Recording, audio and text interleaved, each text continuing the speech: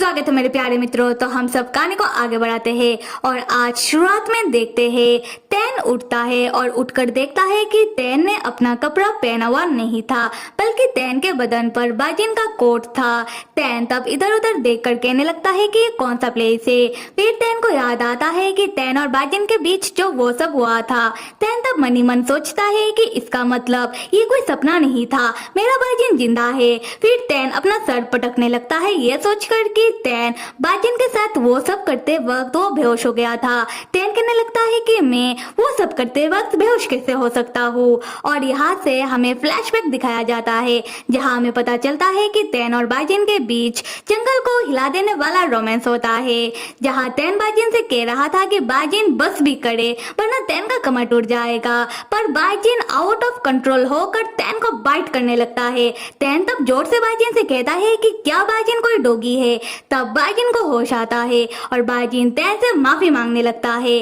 तैन कहता है कि अगर बाजिन को इतना ही बुरा लग रहा है तो बाजिन बॉटम में आए और तैन टॉप करेगा। पर उससे पहले ही तैन भाई साहब बेहोश हो जाते हैं।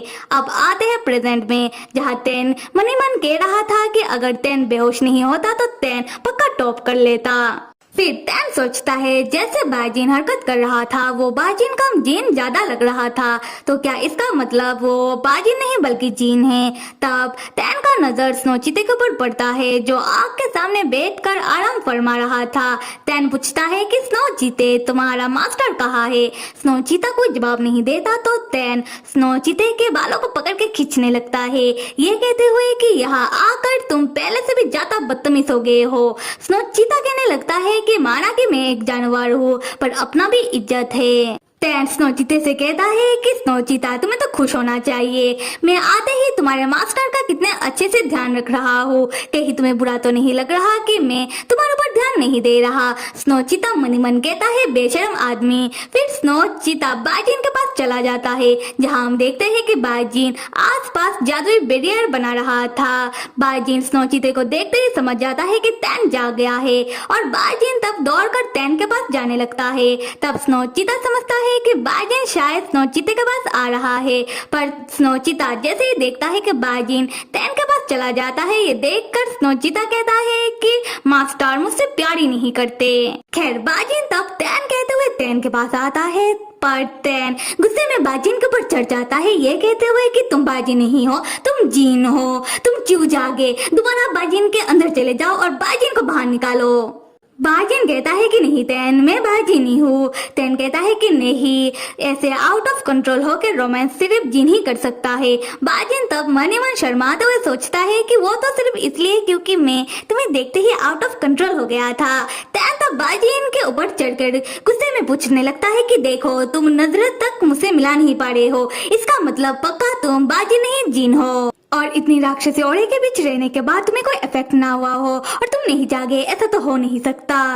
तब तैन और बाजिन का झगड़ा सुनकर स्नो चीता दौड़कर आने लगता है ये सोचते हुए कि अब मेरे मास्टर और तैन के ऊपर किसने हमला कर दिया, छोड़ूंगा नहीं मैं उसे। पर जैसे ही स्नो चीता आकर देखता है कि तैन बाजिन के ऊपर चढ़ा हुआ है, स्नो चीता कहने लगता है कि वो दोनों फिर से शुरू हो गए। फिर स्नो चीता अपना आंखों को ढकते हुए जाने लगता है ये कहते हुए कि मैंने कुछ नहीं देखा।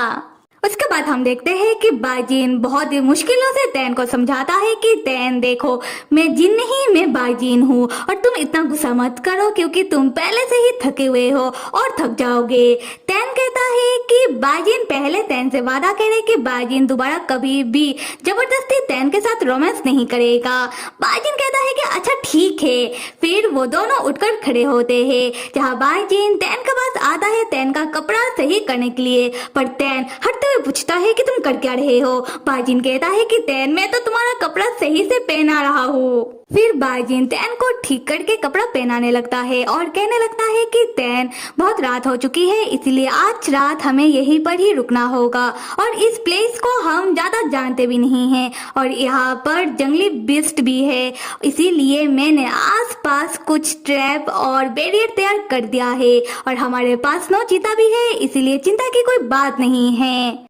और तैन यहाँ की राक्षसी औरा बहुत ही खतरनाक है। माना कि तुम एक राक्षस कल्टीवेटर हो और तुमने वो दवाई भी खा ली है, फिर भी मैंने तुम्हारे स्पिरिट को कुछ समय के लिए सील कर दिया है जिससे तुम राक्षसी औरे से सुरक्षित रहो। उसके बाद बाजिन तैन के हाथों को रब करने लगता है, ये कहते हुए कि यहाँ पर बहुत ही ठंड है।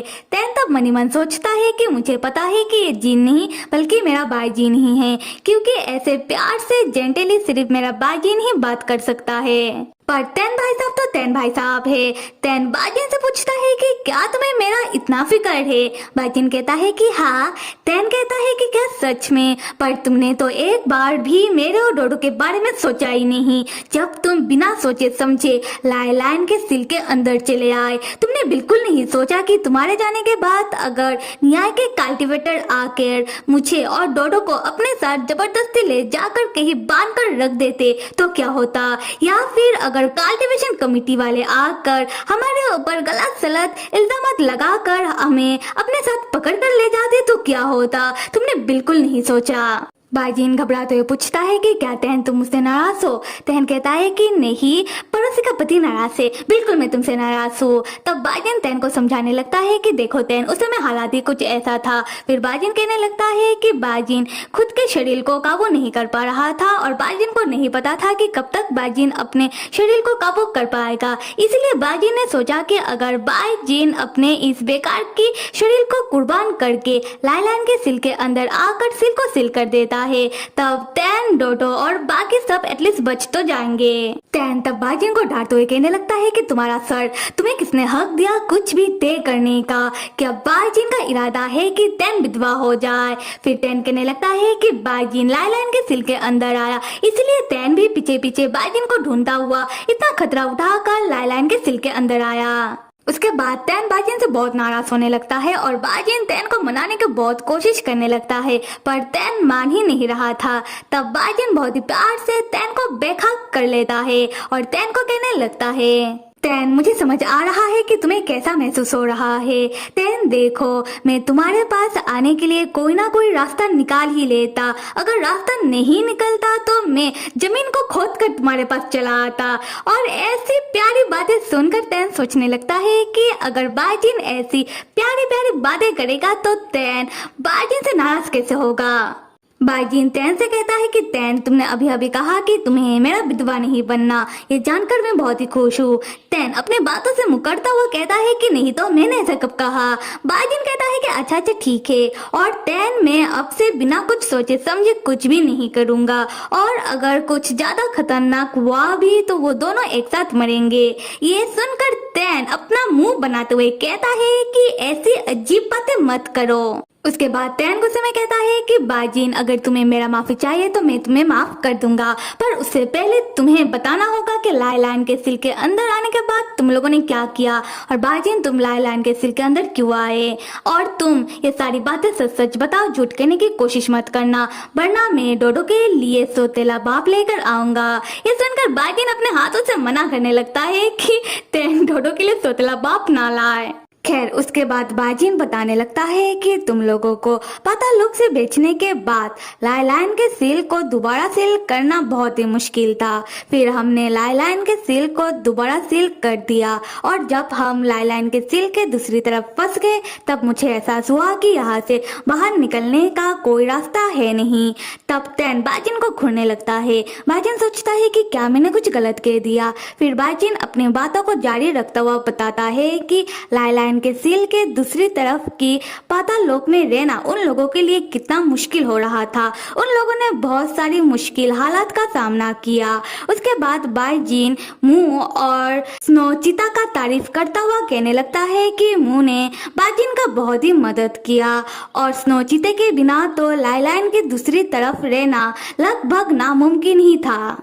तैन तब गुस्से में बाजिन से कहने लगता है कि मुझे बिल्कुल इंटरेस्ट नहीं है ये जानने में कि तुम लोगों ने लायलाइन के सील को दोबारा कैसे सील किया, और ना ही मुझे किसी और के बारे में जानने में कोई इंटरेस्ट है। और तुमने क्या कहा कि मुंह जिंदा है, अच्छी बात है। और रहा सवाल तुम्हारे स्नोचिता का, ये कैसा स्नोचिता है जिसने अपने मास्टर को बेवकूफी करने से रोक नहीं पाया, एक नंबर का कथा है। उसके बाद तैन गुस्से में बहुत कुछ बाइजिन को कहने लगता है। बाइजिन तैन को शांत करने के लिए बाइजिन तैन को किस करने लगता है। तब तैन को और गुस्सा आने लगता है और मनी मन कहता है कि तुम्हें क्या लगता है कि अगर तुम मुझे किस करोगे तो मेरा गुस्सा शांत हो जाएगा। तैन तब बाइजिन को गुदगुदी करके अपने पास से दूर हटाता है और कपड़े के बेल्ट से बाइजिन के हाथों को बांध देता है। तैन कहता है कि तुमने मुझे किस क्यों किया? क्या तुमने मुझे किस करने से पहले मेरा परमिशन लिया? मैं तुम्हें बता रहा हूँ, अगर तुम मुझे दोबारा छूने की कोशिश करोगे तो मैं तुम्हें सिर्फ गुदगुदी ही नहीं उससे भी ज्यादा कुछ करूंगा। ये सुनकर बाइजिन पता नहीं क्यों शर्माने लगता है। इस बंदे के दिमाग पर क्या क्या चलता रहता है। खैर तब वहाँ हम वेन को भी देखते हैं जिसे नींद आ रहा था और वेन स्नो चीते से कह रहा था कि क्या तुम्हें दिखाई नहीं दे रहा? तैन तुम्हारे मास्टर के ऊपर जुल्म कर रहा है, तुम्हें जाकर उन्हें रोकना चाहिए। स्नो चीता कहता है कि तुम चुप रहो और मनी मन कहने लगता है कि हाँ माना कि मैं तैन को ज्यादा पसंद नहीं करता, फिर भी मैं मास्टर और तैन के बीच नहीं जाऊंगा। पता चला कि उन दोनों ने मुझे फुटबॉल बनाकर यहाँ से वहाँ पास करने लगे। कुछ देर बाद हम तैन को देखते हैं जो सामने के पेड़ के सामने खड़ा था और बाइजिन जिसका हाथ बंधा हुआ था। खैर बाइजिन तैन से कहने लगता है कि तैन तुम ऐसे ही खड़े मत रहो, तुम थक गए होगे, जाकर तुम टेंट में सो जाओ। पर तैन नहीं जाता। ये देखकर बाइजिन कहने लगता है कि तैन तुम फिक्र मत करो, मैं ठीक हूँ और अब से मैं मेरा लाइफ का वैल्यू करने लगा हूँ। तुम फिक्र मत करो, मैं खुद को मरने नहीं दूंगा। ये सुनकर तैन मनी मन कहता है कि अगर तुम मर भी जाओगे तो मैं तुम्हारे पीछे पीछे नरक में आऊंगा और तुम्हें मार मार कर वापस ले आऊंगा। बाइजिन तैन से कहने लगता है कि तैन मैं तुम्हें लाइलान के सिल के अंदर कैसे आने दूं, क्योंकि वो तुम ही थे जो पहले कह रहे थे कि मुंह के साथ लाइलान के सिल के अंदर आकर सिल को दोबारा सिल करना चाहते हो। तो मैं तुम्हें रोकने के लिए तुम्हारे प्लेस पर मैं लाइलान के सिल के अंदर आ गया जिससे तुम सेफ रह पाओ, क्योंकि मेरे लिए तुम्हारा लाइफ का वैल्यू भी बहुत ज्यादा है, ये तुम्हें पता है ना तैन। बाइजिन की बात सुनकर तैन के आंखों में आंसू आ जाता है और तैन मनी मन कहने लगता है कि तो फिर ये कारण है जिसके लिए बाइजिन लाइलान के सिल के अंदर आया। बाइजिन अपनी बातों को जारी रखता हुआ कहने लगता है कि तैन मैं तुम्हें प्रोटेक्ट करने के लिए मुझसे जो हो सके मैं वो करता और तुम्हारे पास वापस आने के लिए मेरे पास जो भी रास्ता मुझे मिलता मैं उस पर चढ़ लेता, और अब जो तुम मेरे पास वापस आ गए हो। तैन तब दौड़ कर बाइजिन की बातों को पूरा होने से पहले ही आकर बाइजिन को रोते हुए गले लगा लेता है। तैन रोते हुए बाइजिन से कहने लगता है कि इस बात को याद रखना कि तुम सिर्फ मेरे हो, तुम्हारा हर एक अंग मेरा है, तो कभी भी किसी और से प्यार करने के बारे में सोचना भी मत और अपने लाइफ को खतरे में डालने के बारे में तो बिल्कुल मत सोचना। बाइजिन मुस्कुराते हुए मनी मन कहता है कि मैं तो बहुत पहले ही तुम्हारा हो चुका हूँ और हमेशा तुम्हारा ही रहूंगा।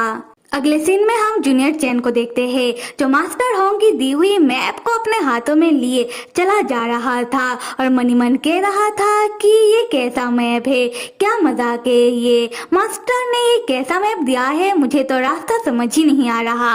उसी वक्त जूनियर चैन के पीछे एक जंगली बिस्ट पड़ जाता है। जूनियर चैन तब उस जंगली बिस्ट से डर कर भागने लगता है। उसी वक्त जूनियर चैन के पास से एक बड़ा सा भाला निकलता है जो उस जंगली बिस्ट को मार देता है। उसके बाद वो भाला लियो में बदल जाता है। जूनियर चैन लियो से कहने लगता है कि तुम बाहर क्यों निकले। लियो कहने लगता है कि जूनियर चैन अगर तुम मेरे मास्टर को ढूंढ सकते हो तो मैं क्यों नहीं। और मनी मन कहता है कि मैंने सोचा था कि जागने के बाद मैं मेरे मास्टर मुंह का शक्ल देखूंगा, पर ये लड़का खैर जाने दो। उसके बाद लियो आगे आगे चलने लगता है और जूनियर चैन लियो के पीछे आता हुआ कहने लगता है कि लियो तुम वापस आओ, यहाँ पर बहुत सारी राक्षसी औरा है जिससे तुम्हें खतरा हो सकता है। लियो कहता है कि नहीं, मुझे कोई खतरा नहीं होगा क्योंकि इस प्लेस पर राक्षसी औरा बहुत ही कम है। जूनियर चैन लियो के पास आकर पूछता है कि क्या तुम्हें तुम्हारे मास्टर का खुशबू मिल रहा है। लियो कहता है कि हाँ, मेरे मास्टर आसपास ही है। उसी वक्त जमीन जोर जोर से हिलने लगती है। जूनियर चैन कहता है कि क्या भूकंप आया है। लियो कहता है कि नहीं, कुछ और है। फिर लियो जूनियर चैन का हाथ पकड़ के भागने लगता है। और भागता हुआ जूनियर चैन को एक गुफा दिखाई देता है। जूनियर चैन लियू से कहने लगता है कि चलो उस गुफा के अंदर चलते हैं। लियू कहने लगता है कि अगर उस गुफा के अंदर भी कुछ दानव होंगे तो क्या होगा। फिर जमीन को ज्यादा हिलता हुआ देखकर वो दोनों ना चाहते हुए भी उस गुफा के अंदर चले जाते हैं। उसके बाद जूनियर चैन बाहर की ओर देखता है जहाँ क्रोकोडाइल जैसे दिखने वाले बहुत सारे दानव गुफा के बाहर आए हुए हैं और उन दानवों के कारण ही जमीन जोर जोर से हिल रहा था। लियू तब गुफा के एंट्रेंस में एक बेरियल लगा हुआ देखता है जो देखकर लियू सोच में पड़ जाता है। जूनियर चैन तब उन दानवों को देखकर कहने लगता है कि बाहर इतने सारे दानव है, आशा करता हूँ कि मास्टर होंग और सीनियर चैन सही होंगे। लियू कहने लगता है कि तुम पहले खुद के बारे में फिक्र करो और उन दोनों का मालिक भगवान है। जूनियर चैन तब लियू को थैंक्स कहने लगता है उसका जान बचाने के लिए। लियू कहता है कि देखो मुझे तुम्हारा कोई फिक्र नहीं है, मेरे मास्टर मू ने कहा था कि तुम्हारा ध्यान रखने के लिए, सिर्फ इसलिए ही मैंने तुम्हारा जान बचाया है, वरना मुझे तुमसे कोई लेना देना है नहीं। खैर कुछ देर बाद जूनियर चैन गुफा के बाहर दोबारा देखता है चेक करने के लिए कि क्या वो दानव गए या फिर अभी भी है। जूनियर चैन देखता है कि वो क्रोकोडाइल जैसे दिखने वाले दानव वापस जाने लगते हैं। ये देखकर जूनियर चैन के जान में जान आता है। उसी वक्त जूनियर चैन जैसे ही अपने सामने देखता है, जूनियर चैन देखता है कि एक बड़ा सा साया उनकी ओर ही आ रहा था। ये देखकर जूनियर चैन डर के मारे मनी मन कहने लगता है कि क्या इस गुफा के अंदर एक और दानव है। तो फिर मेरे प्यारे मित्रों, अगर मेरा एक्सप्लेनेशन पसंद आ रहा है तो कमेंट करके जरूर बताओ, लाइक करो और सब्सक्राइब करो। Till then stay with me and see you.